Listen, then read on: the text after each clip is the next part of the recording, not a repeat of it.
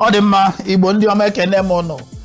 Anabatago m ụnụ n'oge Nkata Ime Abali ya bụ late night conversation ka na-ewetara ụnụ na isi mbido TV gị na onye nke gị Olimni nwa nke izizi the ambassador extraordinary ndị Igbo Gaddafi. Ama m na anyị na-emeta ụnụ mma ụbọchị niile anyị na-ewepụtara ụnụ ọnọkọ a. Anyị na-afụgasị ozi ndị ụnụ na-ezibatara anyị na-afụgasị ero ndị ụnụ na-atụbanye anyị na-ejikwa ya wee mere ihe ya ka njisi ka nkele ụnụ maka na ọ na-adị mma ekele onye nyụrụ ahụ ekelekwa ndị nọrọ ushi ya depending na etu ushi ahụ dị o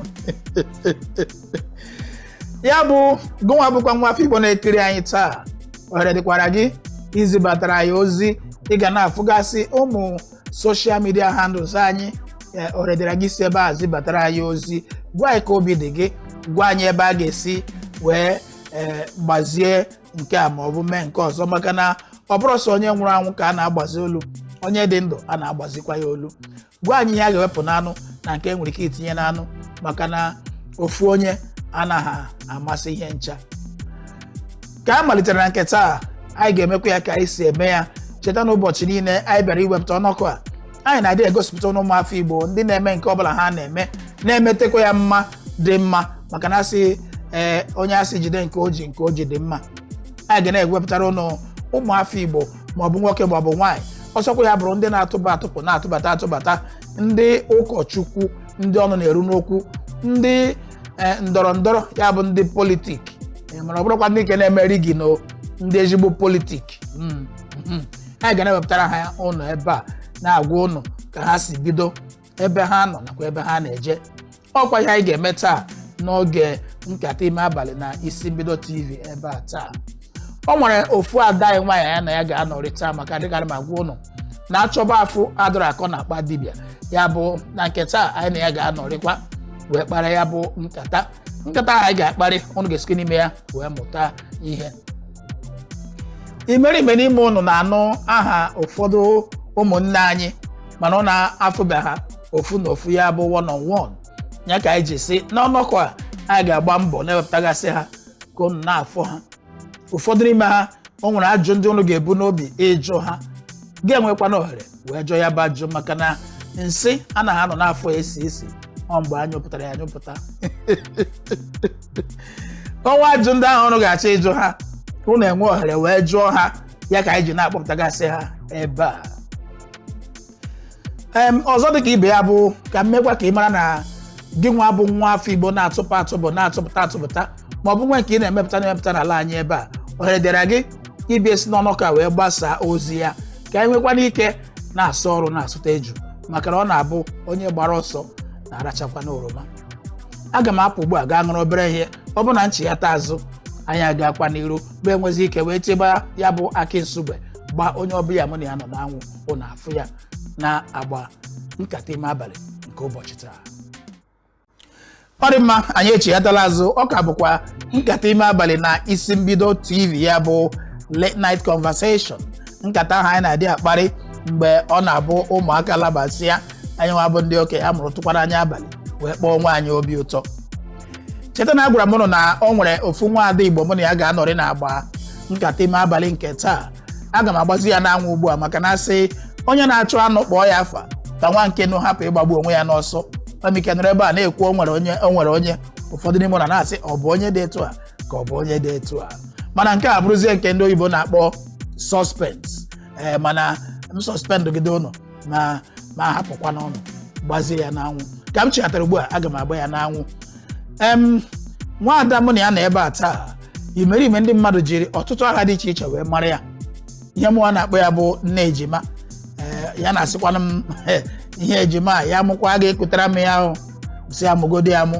Ụfọdụ na-akpọ ya Madam Favorum mana okwu na-aka mma n'ọnụ onye nwe okwu dịka m na-agwa ụnụ. Ka ọ dị ugbu aga m ahapụ ya ka o ji ọnụ ya wee kọwaa ya bụ ihe kpọmkwem. Adanne kedu? Adị m mma. Ị nwekwa eze ụwa m nwe eze ụwa mụ na gị na-agba nwere open teeth. Efugo open teeth nke m ọ bụrụkwa ndị ejiri ọkpọ kụpụ nke eburula ụwa. Ọ dị mma Adanne ọ ga-amasị m ugbu a ka iji aka gị kọwara ụmụafọ Igbo ndị na-ekiri anyị kpọmkwem onye bụ aha gị na nke ị na-eme ji wee mara gị. Ndị be anyị ndewonu. Aha m bụ Nwada Amarachi Mbakwe.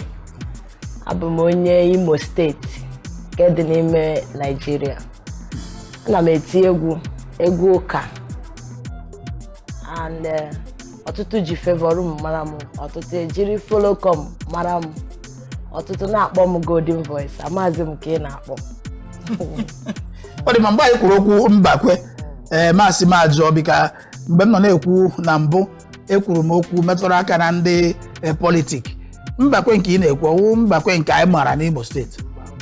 Ọ bụrụ nke ahụ, ọ ka m sịkwana sị kezi ka nwoke a ji chịchazi ya ego nwa abụrụzi onye egwu.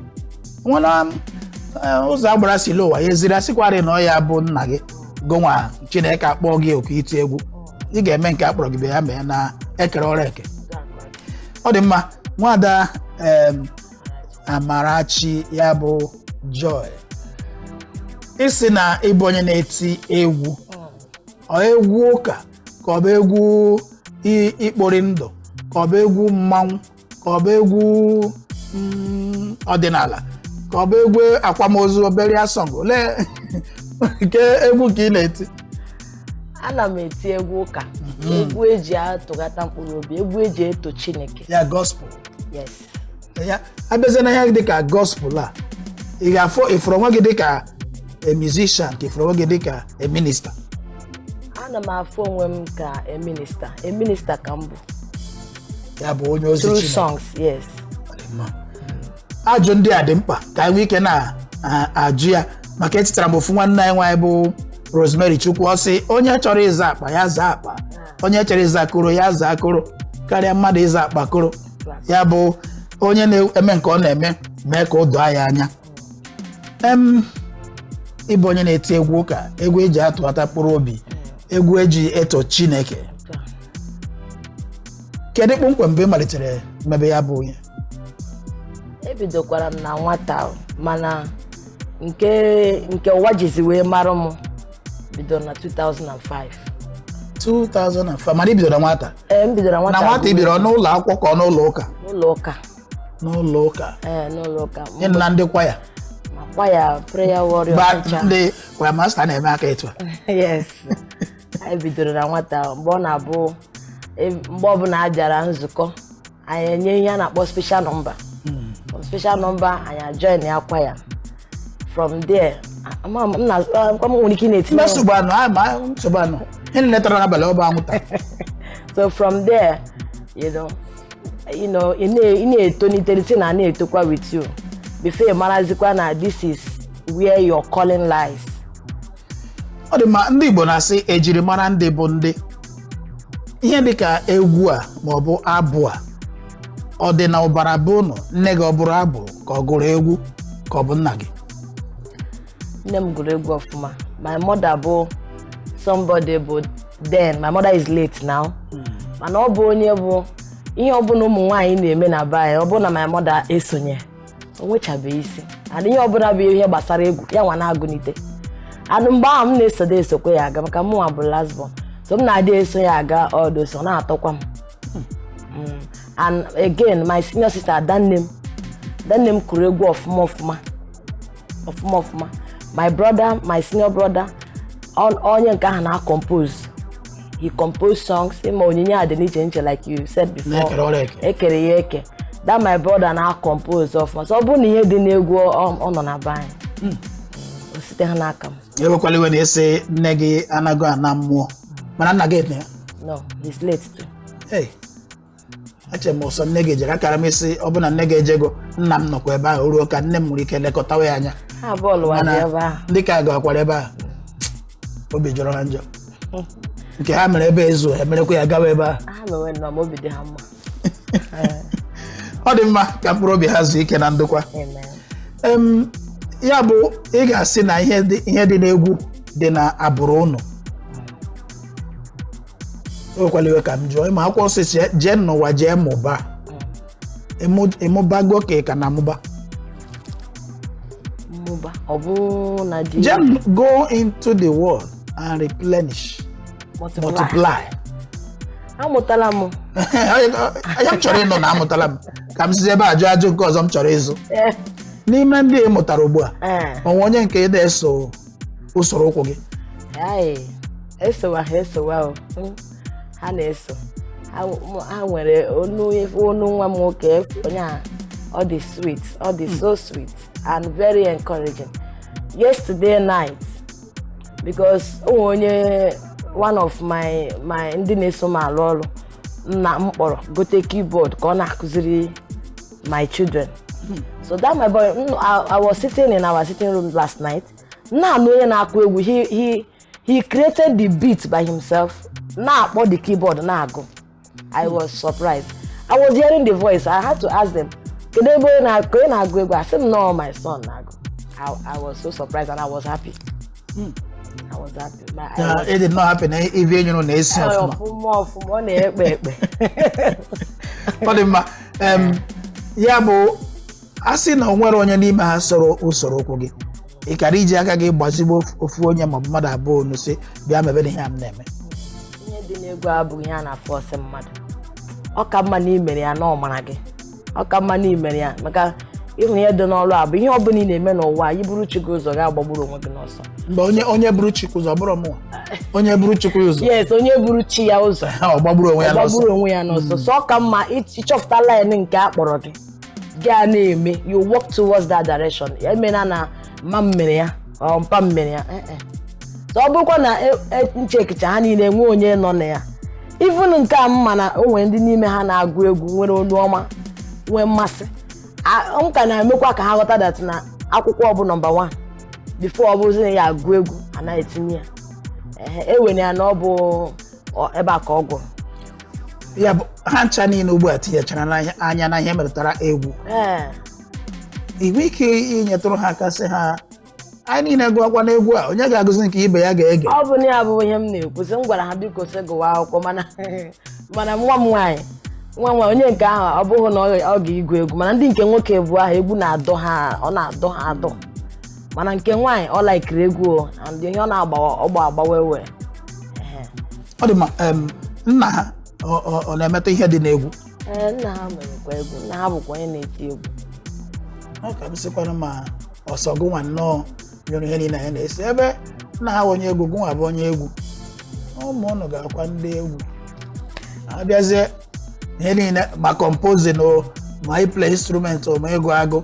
Ụfọdụ na-agụ trọbụ, ụfọdụ na-agụ tero. Ọwụ trọbụ na Alto and treble. Okay, ụfọdụ na-agụ alto. Ụfọdụ na-agụ trọbụ. Tero. Treble. Ụfọdụ na-agụ alto or tenor. Okay. Ọ ya. Ọ dị mma. Ọ na-afụ ka isi egbu onye ibi mma. Fụka o si eze ya. A sị na m bụrụ onye egwu ugbu a kwa m elebakwara ụmụ mmanya mana ndị nke ga-agụ alto, mana ndị nke ga-agụ treble, mana ndị nke ga-agụ tero. Mana ka o si na dị onye ọbụla mee nkechi si ya bịa eme na-ekere ọrụ eke. Anyị ga-aga ṅụrụ obere ihe wee chighata azụ. Ọka bụkwa Nkata Ime Abalị n'isi mbido TV. Ọ dị mma, anyị echighatakwala azụ. Anyị ka na-agakwa n'iru n'oge Midnight Conversation, ya bụ Nkata Ime Abalị anyị na-ewetara m na isi mbido TV ebe a. Cheta na mụ na onye ọbịa mụ na ya nọ ebe a ka nụkwa. Ọ bụ na ya ugbu a ka ị na-anọnyere anyị, ya bụ ada anyị nwanyị Joy, nke unu maara dịka Madam Favor Room. Adanne, ị gwaburu mgbe ị malitere iti ya bụ egwu site na ụlọ akwụkwọ banye n'ụlọ ụka, site n'ụlọ ụka mebezie ya nke a na-eme ka ụwa na-egezi ya bụ nke a mezi ya dị kọmashal. Kedu mgbe ị bidoro mebe ya ka o were nwee ike ịbanye ahịa ma ọ bụ pụta ihe ka ndị mmadụ na-afụ ya? Mgbe m bidoro mewe nke bara ahịa ya bụ 2005 ka e bidoro rekọdụ nke ga the first time rekọdụrụ first album 2005, but before then anyị na-agụ egwu na church na school. Ndị niile mụ na ha so gụọ school then ha ma na m na-agụ egwu. Ị nwere ike icheta egwu ahụ ị gụrụ na 2005? Ọfụma. Ka egwu nke dị ya? Oh, my first album. I gụrụ ebe ahụ. Ọmụgwọ ihe ngụrụ ebe ahụ. Ị ga-agụ ya nọ. Onye si ya na-atọ ụtọ ga-ekwu ihe ọ na-atọ ka ya. Okay. Okay, I go there. You want to make a camel fan? No, we hear. This is one of the tracks about Hobo. Wherever you are, receive your blessings, receive your anointing. They come from God. Receive your blessings now, receive your glory, because every perfect gift will come from God. Nobody go touch them, they come from God. Nobody go kill them, they come from God. Nobody go hold them, they come from God. Gabo 2005. Yes. Ka 2005 gasịrị. Kedu afọ iguru nke na-eso nke a? Nke a bụ nke m gụrụ Favour. Nke mbụ a m gụrụ title ya bụ My Destiny Akara Aka m. Favour nke mgbe iguru Favour? 2006. 2006. Ngwanụ ka anyị nọ n'ya. Okay. Favour m sị Olee bi gaji mụ nwa gị ama m na ọ bụ na Favour m. Amụrụ m na Favour m, ọ bụghị na Labour m. Ebi gaji mụ nwa gị ama m na ọ bụ na Favour m. Amụrụ m na Favour m, ọ bụghị na Labour m. Mgbe iguru egwu a ịdị ime? No. Amụrụ m nwa ọhụrụ sef mgbe m gụrụ. Okay, mụọ na amụọ. Ọhị gabigara na Labour room ka iji tụgharịzi ya to Favour room. Ebe a ka o si. Ka ihe gabigara mgbe ahụ. Ị tara mmadụ arụ? No. Ị dọwachara akwa ndị mmadụ? Mba, onwe ntara ahụ. Maka the thing bụ na ịma na ihe a bụ first time experience. So, ama m most of the things na-eme nwaanyị na-afọ ime ama m. So, ama m the first by no 7 months. Ndị na-enwegasị some signs nke nọ ime na-eme m. Nkwara akpa m gaba na hospital. Anọ m hospital. Yeah, brother Nata. Sorry, Auntie Nata. Auntie Nata. So, m nọ ebe ahụ. For like 2-3 days, aka m nọ na hospital. Ekwe ma nwa ekwe ha apụta ka mụọ. So, m na-ajụzi ọgụ m nọkwa ebe a mmadụ ebuwa na-eto abịa mụọ nwa n'iru m. So, I was like, otu akịnyaza. Ọ na-eme ọnọdụ ka o mee ma megide gbachaa m 1 or 2. Ka enwe ike mụọ dị nwa ekwe ha pụta. After then, laghachikwa azụ. 2 months later, ndị achizi azụ. Ụbọchị m mụziri nwa a. Oge m bịachi azụ ka m nwefile na ọ bụ na ime m agafeene. So I was like worried. Before na-agwazi m na ọ bụghị otu anụ rube na ihe a 7 months. No, ihe a na-akpọ first. Go on and fast forward there. This room bụ ihe doctor dere. Ima sometimes right. Yes, right na m for 7 je na ọ bụ 9. So ama m no 9 months that time. Bịa nawa. After sometimes mgbe nke bụzi ime bịara ogbuzi m oge ma mụ. You know, but that first one no trouble m o nyere m tough time. So from there the inspiration started coming. Tinyekwara papa nwa ma also is a combined effort. Nwa ahụ ya onye nke isi na-eso usoro ụkwụ gị na egwu ugbu a. Onye nke ahụ na-agụkwa ma onye nke abụọ na-emekarị ya. Nke ahụ nwoke ka ọnwa? Nwoke. Nwoke. Anyway, ihe ọnụ na-agabiga n'afọ ime. Ọ etu Chineke si kee ya. Dịka mgba gị na-ekere ọrụ eke.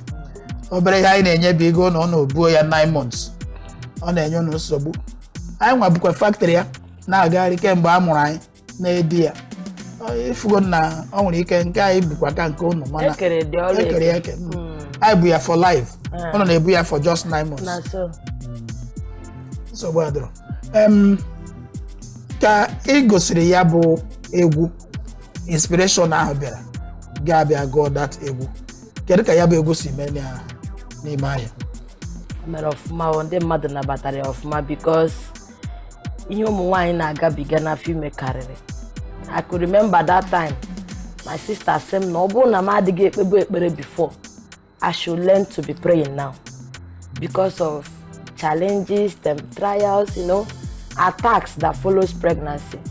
So all these things to be ihe nwere ike ime mmadụ onye ahụ agbasi ike n'ekpere. And you know in this life what you believe is what works for you. So a kind of telling women, directing their faith towards God, turning their face towards God. This is what you are looking up to. This is what you are to be believing. while you are entering the place called labor room, believe that you are not going there to labor. You are going there to obtain favor. Exactly. So, to that instance we video and more batara.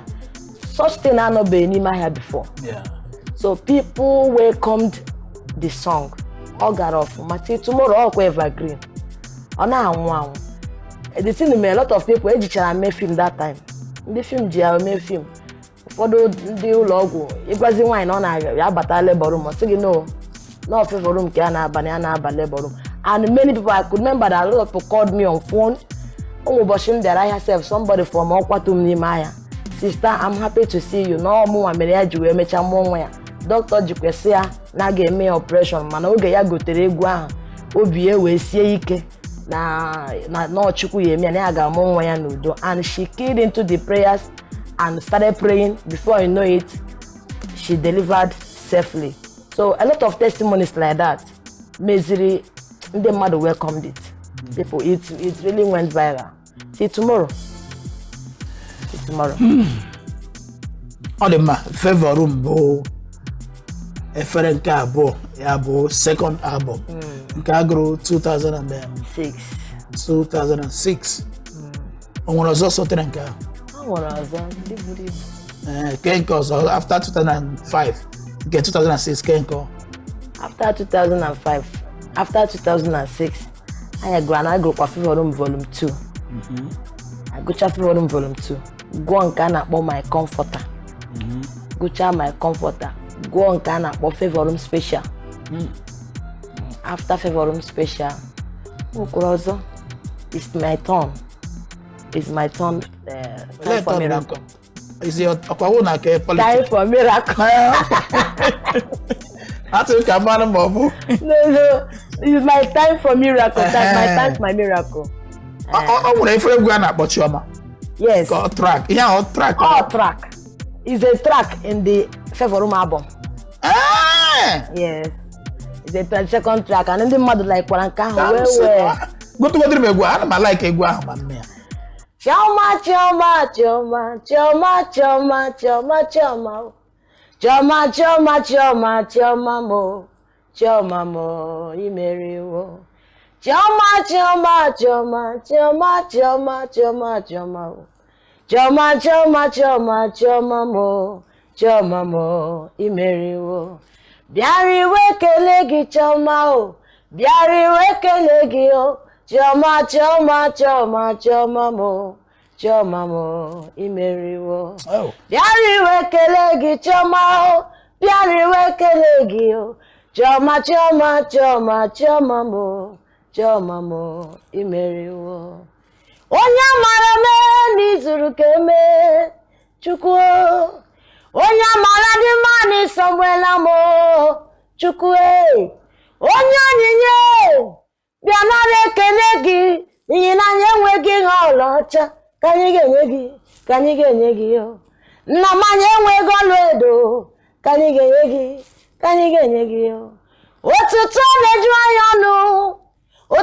na-eju anyị ọnụ n'ilu ụra anyị ihe kacha mma n'anya ndị iro anyị taa ka anyị dobiri ebe Chineke kpọọ ọnụ m I want a flash, give flash canum. And every hour. I want to make give back. Give me a meg when I'm men are quite a zero for Kalam Kalamwami, Mobro to work a Kalam Kalamwami. Ambulance on Wami. I want me or some meg. Ella, my. Hey, get a bon whammy. If I want me, they may even mamma. Okay.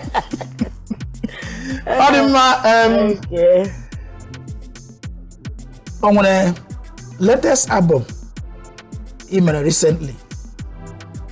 Yes, I went Nkata Ime. Otamu na gini ku oga pota mbena adiganya. Okwesige pota I couldn't go to studio to get it because of all this wahala no. I work with an album get go buy na get we more cashless policy am ya. So I had them go transfer anyway. Network all now. Hey God, now you could get that video go. Okay, I went recent jobs I know. one of them o nwere egwu na-amasị m ọfụma agụrụ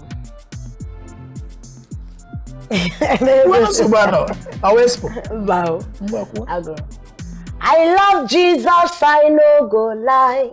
Now inside him I go live my life. I will never regret to be inside Jehovah, no matter what the people will say about Jesus. I love Jesus, I no go lie. Now inside him I go live my life. Oh, I will never regret to be inside Jehovah, no matter what the people will say about Jesus. Now inside Jehovah, oh yes, I go live and quench you. Oh yes. Hey. Ogwe adịkwa mma mana ọ ga-ese okwu n'eluigwe. Ọ ga-ese. Unu niile Jesus alụkwa nwaanyị o. Emi nere ya. Isi m na ema. Mana ọ dị anyị mma. Anyị niile ka ọ na-anụ. Hey! Ọlụwa m gị sọ ọlụwa onwe ya, ọlụwa m alụwa. Jesus. Ọlụwa m go. Unu ebekwala anyị n'ome o. Jesus alụkwa nwaanyị. Ndị ọ na-alụkwa. Ọchọ ịlụ nwa ọ kara ịlụ ịda ụwa Mary ma ọ mata ụmụnne Lazarus.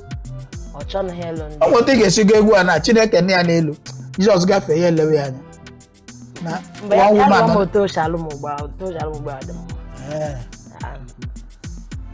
Mgbe nsogbu anọ. Dee Jesus. Mgbe na ebe asị gị ịlụga ha ncha.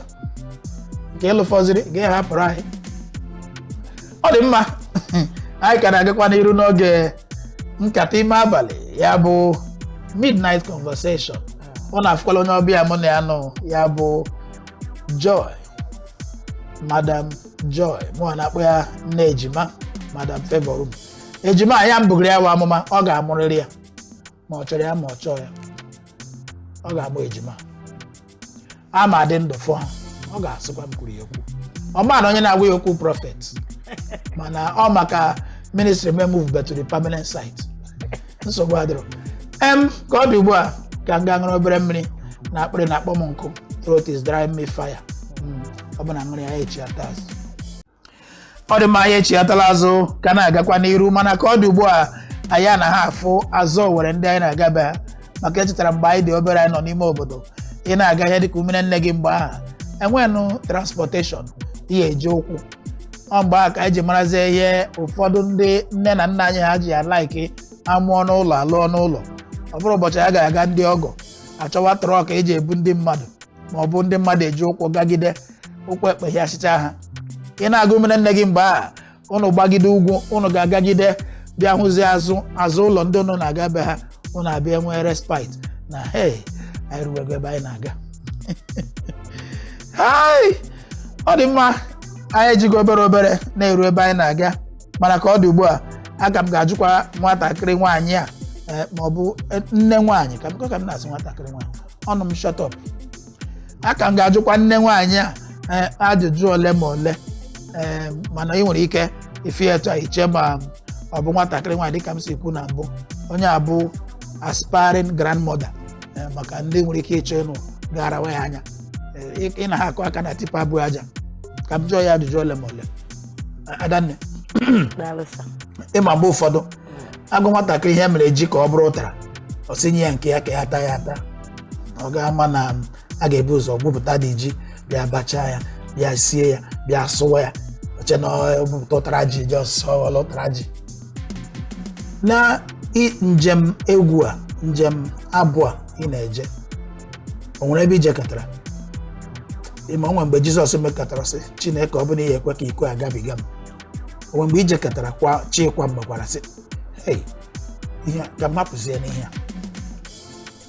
O nwekwara ajụjụ gị na ọ dị omimi enwere ihe ọbụla mmadụ na-eme onye enwebe challenge na ya. Ịma na number 1 bụ na ekwensu feel that you are not yet a problem to them. Mgbe mma m ga-asị gị m bidoro inwe challenge bụ oge o nwere ka o si dị ebe m na-anụ di and ịmaga egwu m bụ mụ na ya na-eti ya and that time ọ dị m ka ụwa ọgwụna ịbịa egwu nwanụ nke ekworo gị and onwe nke ititere ndị marketers sokwu mgbe ahụ were mee m ncha. They really discouraged me a lot because number one, we tite egwu ga inwe inspiration ịkụ egwu. O nwere ike ma gị eji n'ego ya eji wee kọ. Ị garụ asị gị you will be the one to sing, you will be the one to sponsor yourself and print and bring for them. And it's possible na inweghị ego ndị a or a big challenge. And egwu ugbo abụrụzi egwu a na mgbe gboo a na just ịga kwụọ ha nwa sponsor gị. No. Egwu ugbo abụ you have a lot to do, a lot of work to do because ịkụchi egwu aha ị ga-emekwarịrị one or two ga-eme ka ndị mmadụ mara sị lekwe ihe ị na-eme and ọ bụghịzi ihe dị easy.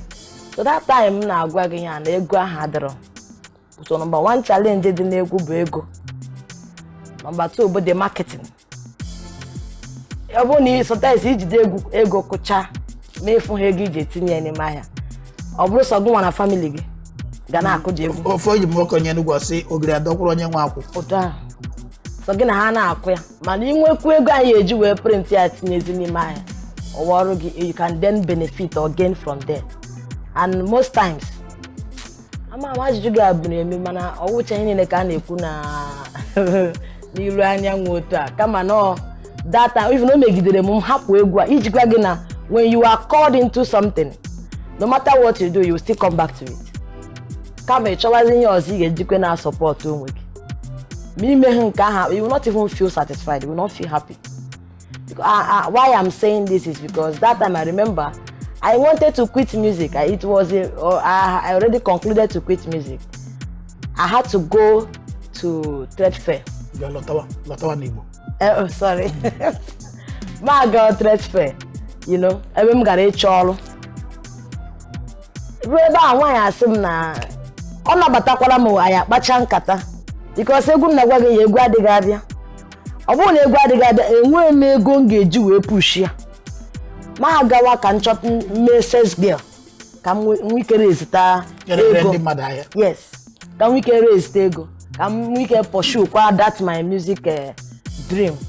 Mana eru m ebe a the woman ekwerechakwa with the person who connected me to her. Money akpacha 14,000 in a month. 100 naira every day for feeding. Oh. Pure water. 200 naira transport. Yeah, about 300 in a day. Then month end 14,000. May check how.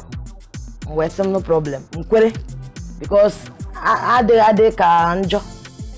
May kwere. Mana mgbe na achozi ka na wadi woman akpochiga mo. Se mo gene na ya enwekwe ike ya ga emenwuzi ya. No bia na agwa ya na-enwe onye nyiri. I was like onye ka ifedum yiri, onye mmiri mara na ọ chọga ịga somewhere. Maybe na si aka na nga resume Monday. Osim no sit down. Map wa odochi ya maazị. Osim no sister na onwe onye ya na-eyi mụ na-eyi ya. Okwucha. Nsi ya na-enwe onye m yiri, onye dị na onye ahụ. Osim na ya wefute egwu m na phone ya kpọwa o. Ma nọrọzi otu a. Ike agwụ m, onweghị mma m ga-eme. Osim na ihe mee n'ụwa na ya ga-achọrọ m some money. But na ya ma mmenwu m employ. Nsi eleghị mi na m nidoro dị ọrụ. I have a lot of projects in my hand and I need money. I need to raise money to work out all these things. Osim no. Na ihe enweghị the mind because ha nwere plaza and ha na-ere bead. Na ọkwa mma na ndị na-ere ahịa ga-eme nwe mgbe ọ ya bụ esend onye a ga-agote nke send onye a ga-agote. Nsi I don't mind na onye m bịara ebe a ime. Osim no na ya agaghị emenwu ya. O wee kpọọ nwa be ya sị ha butere akpa onye m transport onye m 5,000 naira. That time ya na gwa gị na-eme I think should be 2014 or 2013. Onye m 5,000 naira m ji gbara moto na wana ya na ekpere m ekpere that God will make a way for me. Ma nawa. Na ikwu mgbe ahụ dị m ka egwu a ga-ekwiti because a lot of egwu juru m n'isi. Songs were coming here and there but iji ego iji produce ya ọwọ ibu. And you will always be trouble. And then one thing mma Chineke a na-eme. Onye ga-egwu ogbo oge n'aka ọ bụ na ibupụta egwu a because egwu a na-enye gị nwere ndị nwe that ozi. Egwu onye ọbụla bụ a minister of the gospel through songs. Egwu ọbụla na-enye gị nwere ndị nwe is a message. And then nwere onye nwe ya. Ogbu oge n'aka to deliver that songs to whoever that is in need of that song. That same God will still pull it out from you. Ganyekwu onye ọzọ.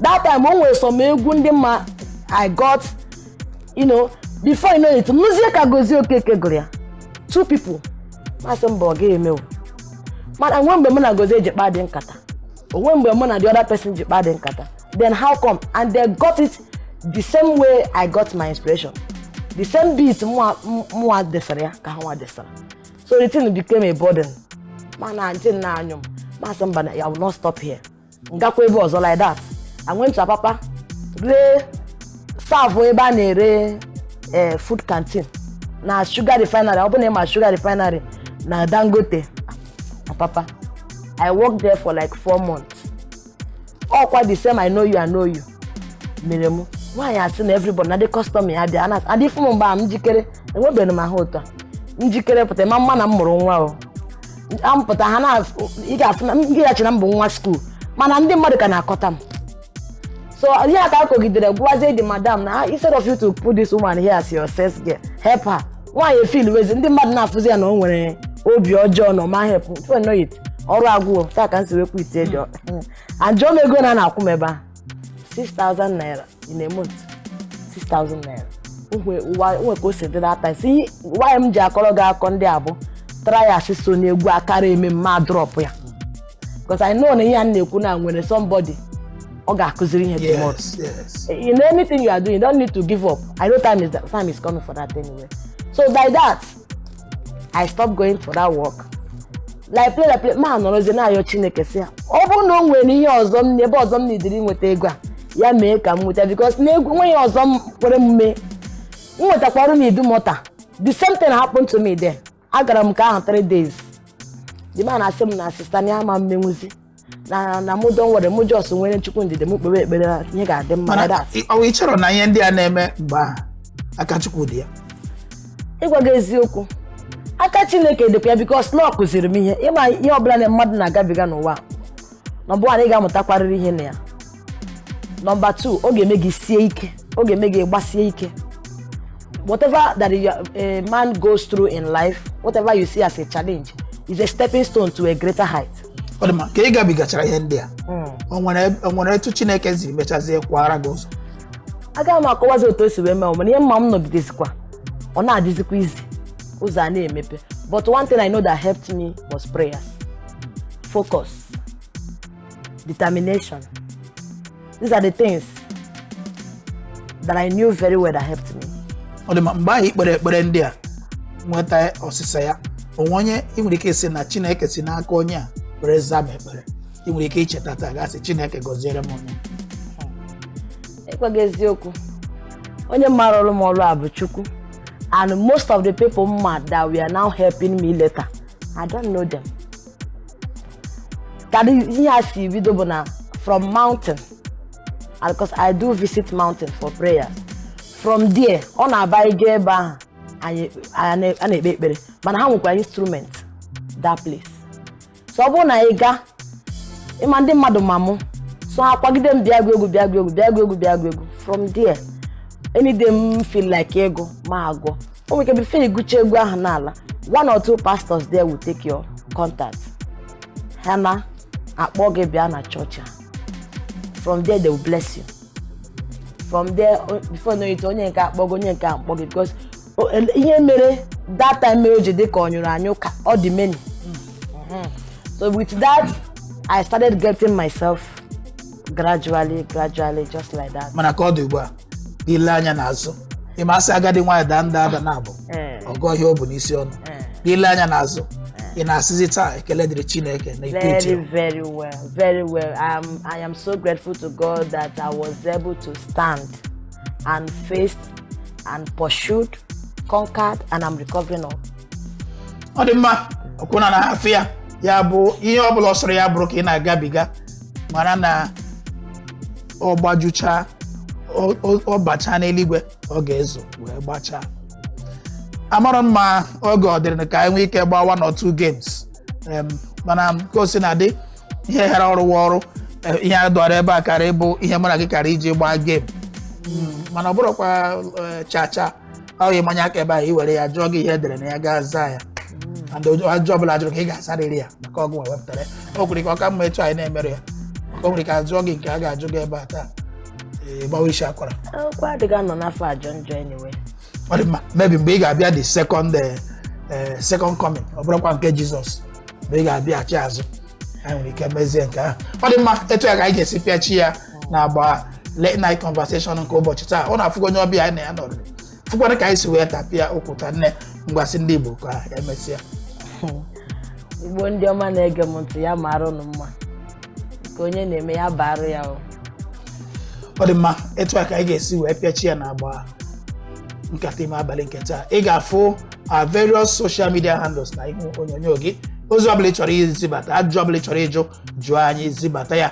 Gị chọọ iso m na Facebook, sobe m na Orinwa 1, Instagram Orinwa 1, TikTok, Instagram niile nke ọbụla ị chọrọ chọba Orinwa 1. Ị ga-afụ m ebe ahụ. O nwere social media handle nwere ike iji nweta gị ma onye chọọ ịnweta gị? O nwere. Na nke O nwere, anyị nwere YouTube channel Amarachi Joy Vevo. Amarachi Joy. Amarachi space. Joy Vevo. You don't put space. Joy and Vevo. V-E-V-O. That is YouTube. Yes, that is YouTube. Facebook. Channel. Facebook Amarachi Joy of Favor Room Official. Amarachi Joy Favor Room Official. Ọ dị mma etu aka anyị ga-esi pịachi ya na masị ka ọ dịbazie ụbọchị otu Igbo agakwa nne ya na ọbụla chọba ngaji ya furu efu ka ọ dị n'izu ụka na-abịa abịa ka emesịa. Ọ dị mma anyị echiatala azụ ka na-agakwa n'iru mana ka ọ dị ugbu a anyị anaghị afụ azụ Owere ndị anyị na-agaba maka echetara mgbe anyị dị obere anyị nọ n'ime obodo ị na-aga ihe dịka umere nne gị mgbe ahụ enwenụ transportation ihe eji ụkwụ. Ọ mgbe ahụ ka anyị ji marazie ihe ụfọdụ ndị nne na nna anyị ha ji ya laiki amụọ n'ụlọ alụọ n'ụlọ. Ọ bụrụ ụbọchị a ga-aga ndị ọgọ achọwa trọk eji ebu ndị mmadụ ma ọ bụ ndị mmadụ eji ụkwụ gagide ụkwụ ekpeghịasịcha ha. Ị na-aga umere nne gị mgbe ahụ ụnụ gbagide ugwu ụnụ ga-agagide bịa hụzie azụ ụlọ ndị ụnụ na-aga be ha ụnụ abịa nwee respite na hey anyị ruwego ebe anyị na-aga. Ọ dị mma anyị ejigo obere na-eru ebe anyị na-aga mana ka ọ dị ugbu a aka m ga-ajụkwa nwatakịrị nwaanyị a ma ọ bụ nne nwaanyị ka m na-asị nwatakịrị nwaanyị ọnụ m shut up. Aka m ga-ajụkwa nne nwaanyị a ajụjụ ole ma ole mana ị nwere ike ife ya etu a iche ma ọ bụ nwatakịrị nwaanyị dịka m si kwu na mbụ onye abụ aspiring grandmother maka ndị nwere ike ịchọ ịnụ gara ya anya ị na ha akụ aka na tipa abụọ aja ka m jụọ ya ajụjụ ole ma ole. Adanne ịma mgbe ụfọdụ agụ nwatakịrị ihe mere ji ka ọ bụrụ ụtara ọ sị nye ya nke ya ka ya taa ya ata ọ ga-ama na a ga-ebu ụzọ gwupụta dị ji bịa bachaa ya bịa sie ya bịa sụwa ya oche na ọbụpụta ụtara ji jọsọọla ụtara ji. Na njem egwu a njem abụ a ị na-eje o nwere ebe ije katara ịma onwe mgbe Jizọs mekatara sị Chineke ọ bụla ihe ekwe ka iko agabiga m. Onwe mgbe ije katara kwa chikwa mgbakwara sị hey ihe ka m hapụzie n'ihe a. O nwekwara ajụjụ gị na ọ dị omimi. Enwere ihe ọbụla mmadụ na-eme onye enwebe challenge na ya. Ịma na number 1 bụ na ekwensu feel that you are not yet a problem to them. Mgbe mma m ga-asị gị m bidoro inwe challenge bụ oge o nwere ka o si dị ebe m na-anụ di and ịmaga egwu m bụ mụ na ya na-eti ya and that time ọ dị m ka ụwa ọgwụna ịbịa egwu nwanụ nke ekworo gị and onwe nke ititere ndị marketers sokwu mgbe ahụ were mee m ncha. They really discouraged me a lot because number 1 we tite egwu ga inwe inspiration ịkụ egwu o nwere ike ma gị eji na-egi ya eji wee kọ ịgarụ asị gị you will be the one to sing, you will be the one to sponsor yourself and print and bring for them and it's possible na inweghị ego ndị a ọwọ a big challenge and egwu ugbo abụrụzi egwu a na mgbe gboo a na just ịga kwụọ ha nwa sponsor gị no. Egwu ugbo abụ you have a lot to do, a lot of work to do because ịkụchu egwu aha ị ga-emekwarịrị 1 or 2 ga-eme ka ndị mmadụ mara sị lekwe ihe ị na-eme and ọ bụ ọzọ ihe dị easy. So that time na-agwa gị ya na egwu aha adịrọ. So number 1 challenge dị n'egwu bụ ego. Number 2 bụ the marketing.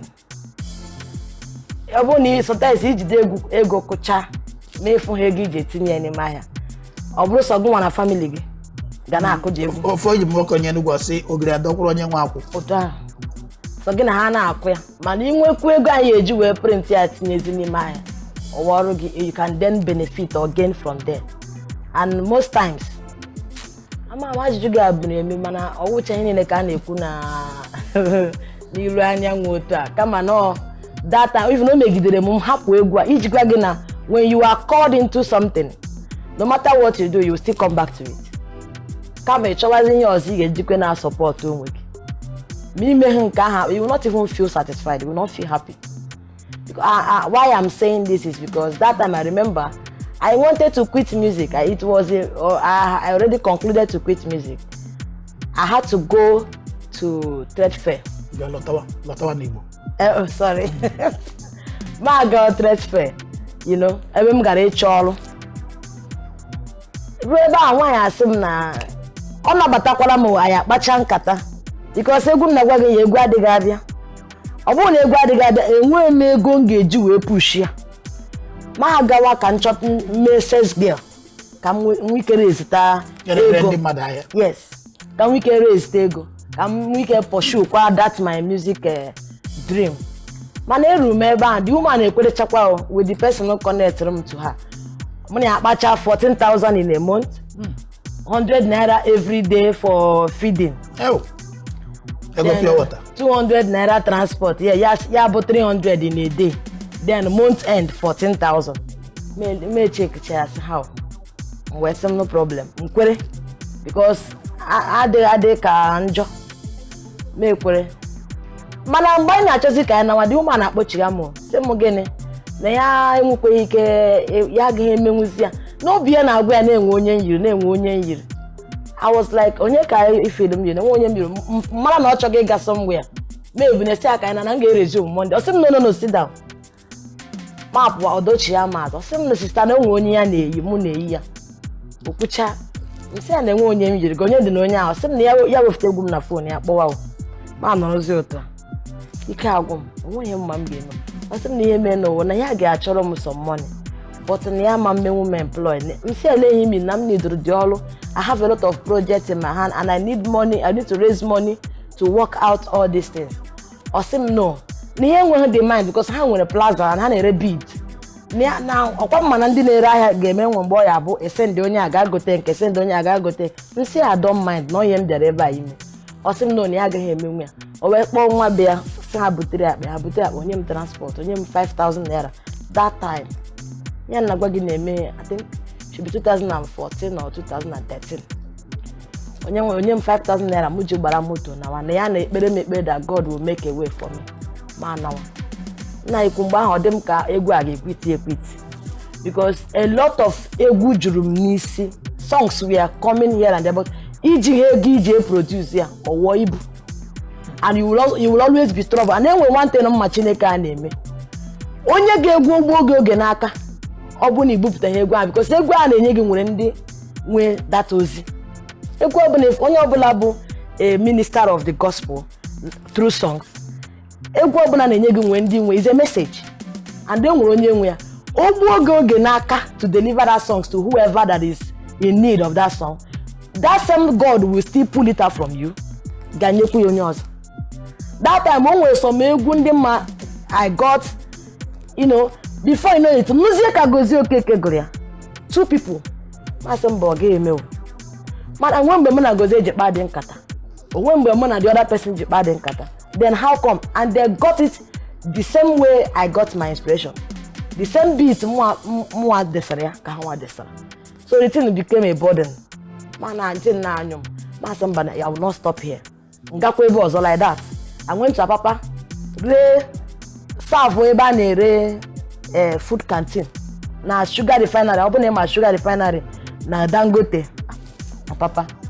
I worked there for like 4 months. All quite the same. I know you meremu why I seen everybody na the customer ya bia and if mo mba am jikere enwebe no ma hota njikere pụta mama na mmụrụ nwa o am pụta ha na ị ga-afụ na m ga-achi na mbụ nwa school mana ndị mmadụ ka na-akọta m So here ka kogidere gwaze the madam na instead of you to put this woman here as your sex girl, help her. Why you feel wezi ndị mmadụ na-afụzi ya na o nwere obi ọjọọ na ma help. If you know it, ọrụ agwụ ta ka nsi wekwu ite dị. And John ego na na-akwụ meba 6,000 naira in a month. 6,000 naira. Uwe ko se dị that time. See why m ji akọrọ gị akọ ndị abụ try asịso na egwu akara eme ma drop ya. Because I know na ihe a na-ekwu na nwere somebody ọ ga-akụziri ihe tomorrow. Yes. In anything you are doing, you don't need to give up. I know time is coming for that anyway. So by that, I stopped going for that work.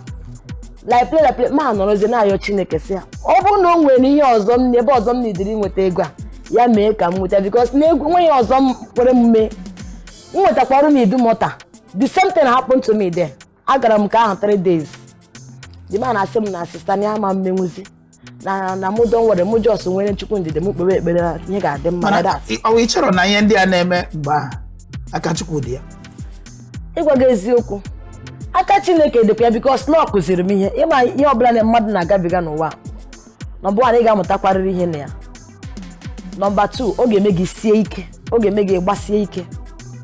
Whatever that a man goes through in life, whatever you see as a challenge, is a stepping stone to a greater height. Ọ dị ma ka ị gabigachara ihe ndị a. O nwere etu Chineke ziri mechazie kwara gị ụzọ. Aga m akọwazi otu o si wee mee mana ihe mma m nọgidezikwa. Ọ na-adịzikwa izi. Ụzọ a na-emepe. But one thing I know that helped me was prayers. Focus. Determination. These are the things that I knew very well that helped me.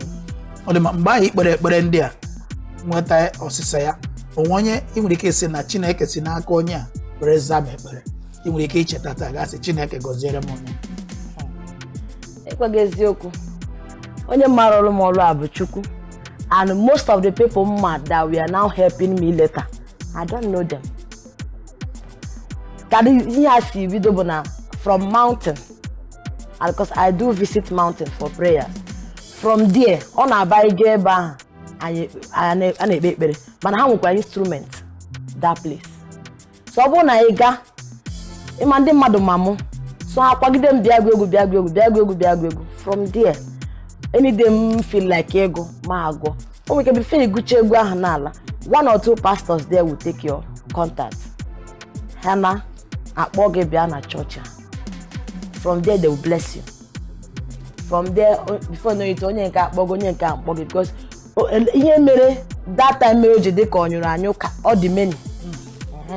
So with that, I started getting myself gradually, just like that. Manakodi ile anya n'azụ ịma asị agadi nwaanyị da na abụ ọgọ ihe ọ bụ n'isi ọnụ ile anya n'azụ ị na-asịzi taa ekele dịrị Chineke na ikpe very well.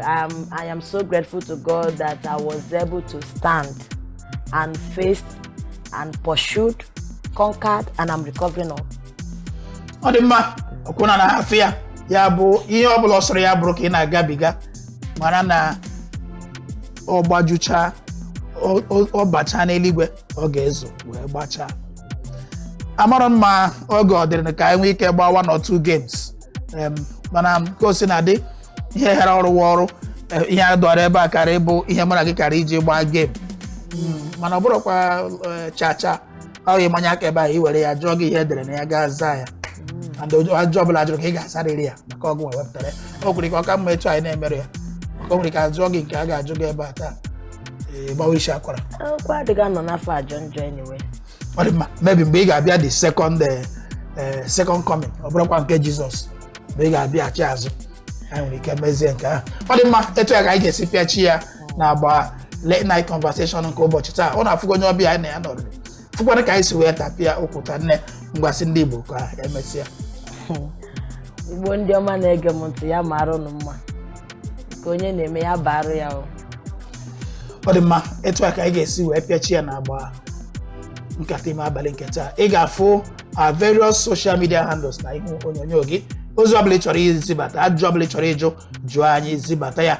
Gị chi so m na Facebook, sobe m na Orininwa 1, Instagram Orininwa 1, TikTok, Instagram niile nke ọbụla ị chọrọ chọba Orininwa 1. Ị ga-afụ m ebe ahụ.